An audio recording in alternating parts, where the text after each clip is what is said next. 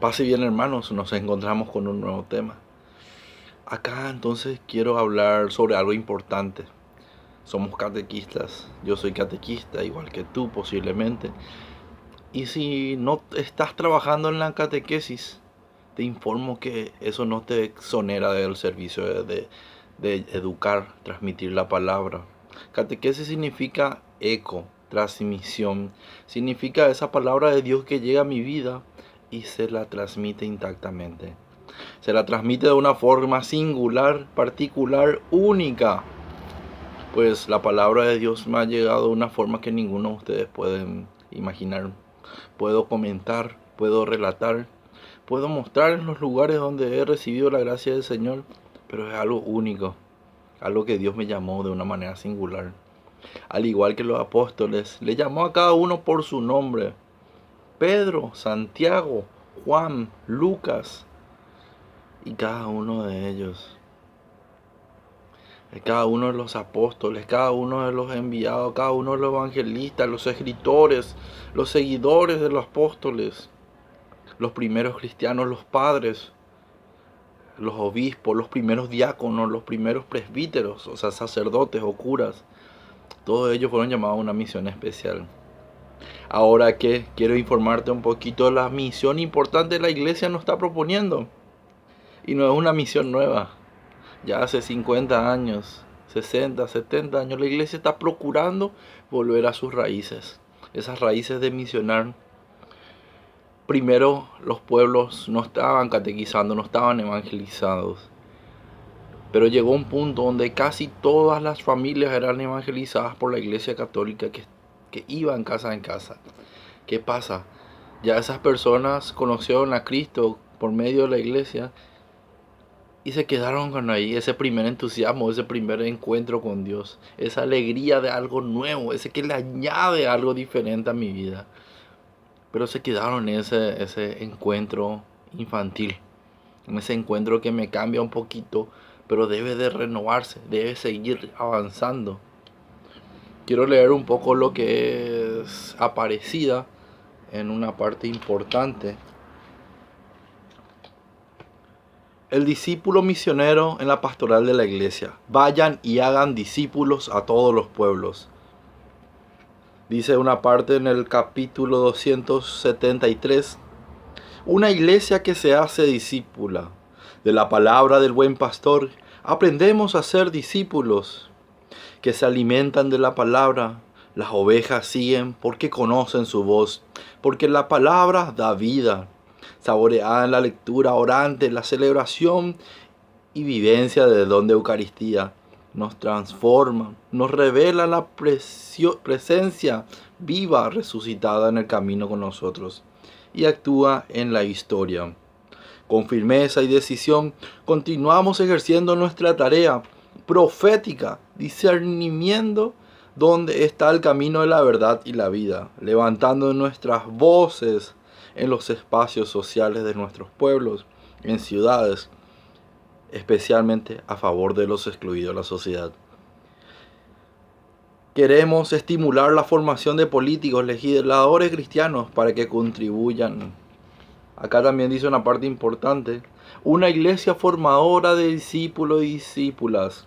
Todos en la iglesia, todos estamos llamados a ser discípulos y misioneros. Es necesario formarnos y formar parte del pueblo de Dios para cumplir las responsabilidades con audacia de esta tarea.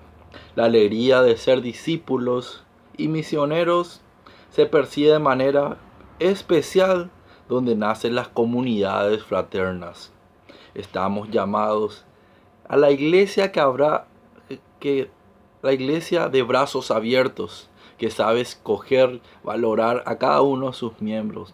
Por eso alentamos las fuerzas que nos hacen las parroquias para hacer casa y escuela de comunión, animando y formando las pequeñas comunidades eclesiales de base, así como también las asociaciones laicas, movimientos eclesiales y nuevas comunidades. Y habla todo prácticamente lo que es la importancia de la iglesia como todo. Si vos no sos catequista, no importa. Este es también un mensaje para ti. Es importante también ahora salir, quedarse con los brazos abiertos, recibir a Cristo y también abrir los brazos para el hermano que encontró a Cristo. Es importante saber que todos estos textos están sacados de la lectura de la palabra y son inspirados también por el Espíritu Santo a esos que Dios le encargó y le dio autoridad. Quiero acompañar con otro documento. Catequesis Tridentare de Juan Pablo II. Es un importantísimo para que vos sos catequista y querés saber lo que la iglesia dice. Pues las publicaciones de Juan Pablo II tienen mucha de profecía, tienen mucha importancia hoy actualmente. Por más que Juan Pablo murió, ya está enterrado y llegó a la santidad de Dios. También él fue inspirado por el Espíritu Santo, el cual no tiene tiempo de caducidad. En el capítulo 2 dice: una experiencia tan antigua como la iglesia, la misión de los apóstoles, la imagen de Cristo que enseña y había impreso en la mente de los 12, los primeros discípulos, y los consigna: id y hacer discípulos de toda la gente. Orientó a todas sus vidas de San Juan, da testimonio en ello en su evangelio. Cuando refiere a la palabra, yo no he llamado siervo, porque el siervo no sabe lo que hace su señor, pero os digo amigos, porque todo lo que he oído de mi Padre, el que le ha dado de conocer, no son ellos los que han escogido seguir a Jesús, sino que Jesús, quien lo ha elegido, quien los ha guardado y establecido, ya antes de su Pascua, para que ellos vayan y den frutos, para que sus frutos permanezcan.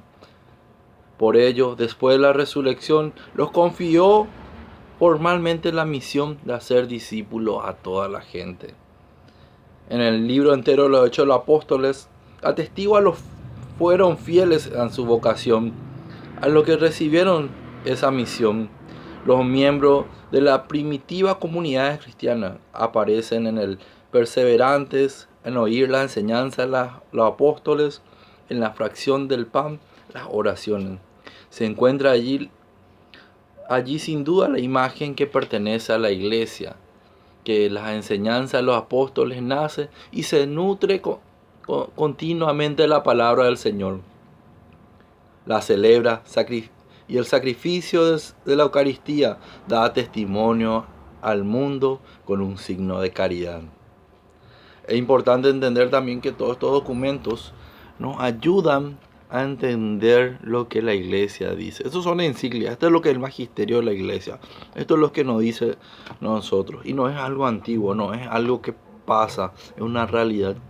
Nos encontramos con catequesis, grupos juveniles, movimientos que se encierran en sí mismos, que no salen a predicar, que se queda su palabra todo muy bonito, todo muy relajado, todo muy bien, y nos acostumbramos. Esto es suficiente, no necesitamos más.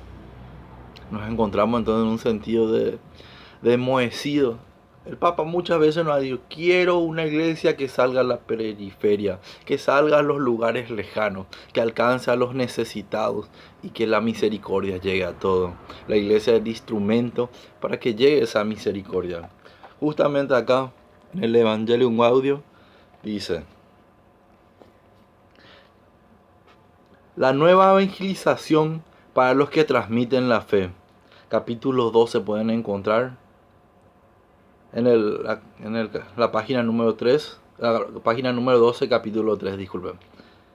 En la escucha del Espíritu, que nos ayuda a reconocer comunitariamente los signos de los tiempos. Del 7 al 28 de octubre del 2012 se celebró la Asamblea General Ordinaria del Sínodo. Los obispos con el tema la nueva evangelización para la transmisión de la fe cristiana. Allí se recordó la nueva evangelización evocada a todos y se realiza fundamentalmente en 3 ámbitos. En primer lugar, mencionamos el ámbito de la pastoral ordinaria, animados por el fuego del Espíritu Santo para encender los corazones de los fieles que regularmente frecuentan la comunidad y se reúnen en el día del Señor para nutrirse de sus palabras y pan de vida eterna. No es algo que no hayamos mencionado anteriormente. También incluye este cambio de fieles, conservan una fe católica intensa y sincera, expresándose de diversas maneras, aunque no participen frecuentemente del culto. Esta pastoral se orienta al crecimiento de los creyentes, de manera que respondan cada vez mejor con toda su vida el amor. En el segundo lugar, recordamos el ámbito de las personas bautizadas que no viven las exigencias del bautismo. No tienen permanencia cordinal a la iglesia, ya no experimentan el consuelo de la fe. La iglesia, como madre que siempre atenta, se empeña para que vivan una conversión, que los envuelva la alegría de la fe y el deseo de comprometerse con el Evangelio. Finalmente, remarcamos que la evangelización está esencialmente conectada con la proclamación del Evangelio a quienes no conocen a Jesucristo y siempre lo han rechazado. Muchos de ellos buscan un Dios secretamente, movidos por la nostalgia de su rostro. Aún en países de antiguas tradiciones cristianas, todos tienen derecho de recibir el Evangelio. Los cristianos tienen el deber de anunciarlo sin excluir a nadie, que dijimos hace rato, a todos. No como quien impone una nueva obligación, sino con quien comparte la alegría, señalando el horizonte bello, ofrece un banquete deseable. La iglesia no cree en proselitismo, sino por atracción. En ese sentido, lo que refiere constantemente los documentos de la iglesia son la alegría del Evangelio. Y uno que vive en la alegría del Evangelio, la alegría de Cristo, no puede venir con cara. Viene acá la mamá y dice: quiero escribir, amigo, trajiste tu documento, trajiste tu copia de DNI, cédula, el aporte, certificado de la etapa anterior. No traje. Bueno, no podemos escribirle a tu chico. O una vez me pasó algo importante, el cual me marcó mucho tiempo. Y yo me sentí sinceramente que fallé. Había una criatura que venía a la catequesis y no había hecho la primera comunión, pero tenía un deseo interno fuerte llamado a eso. Nosotros como aduanas pastorales exigimos que no estaba preparada. Me dijeron que tenía que hacerse una formación aparte porque no estaba preparada para recibir la Eucaristía. Y yo sinceramente tomé como obedientemente esa situación. No reclamé, no luché adecuadamente por esa criatura. Y no recibió ese año la comunión por más que tenía 14 años. Ella ya no vino más a la iglesia. Se sintió mal por no recibir la Eucaristía. Y en eso esa iglesia nos estamos convirtiendo. Que no le abrimos la puerta a todos. Que no ofrecemos esos sacramentos de salvación. Porque son los medios salvíficos más cercanos, los que más nos abren la puerta para alcanzar la gloria de Dios. Permanezcan en mí como yo permanezco en ustedes. Es importante el que come. Dios no nos llama a ser solamente trabajadores. No nos da una vocación como profesores, de maestros, de cualquier cosa. Podemos hacer buenas cosas. No podemos ir en una ONG, en un servicio social y en cualquier lugar. No necesitas ni siquiera una institución para ser una buena persona. Yo te digo, si vos querés que tu catequizando sea una buena persona, no necesitas de catequesis. Pero si buscas la santidad y que ese chico se vuelva un amigo inseparable de Jesús, que ame y abrace el Evangelio con toda la alegría, que sean uno, que vivan su vida en castidad, en armonía, en humildad, en sencillez, que vivan los valores cristianos que nosotros hablamos y predicamos. Porque si no, son palabras vacías, palabras sin sentido. Entonces, hermano, busquemos una catequesis en salida. No te quedes ahí en tu grupito. Si hoy un chico no viene más a la catequesis, si hoy se inscriben 5 chicos y el próximo sábado vienen 4, sal, vete a tu casa, busca, habla con el padre, busca asesoría, busca a tu coordinador. Si vos sos el coordinador, busca ayuda de los otros miembros.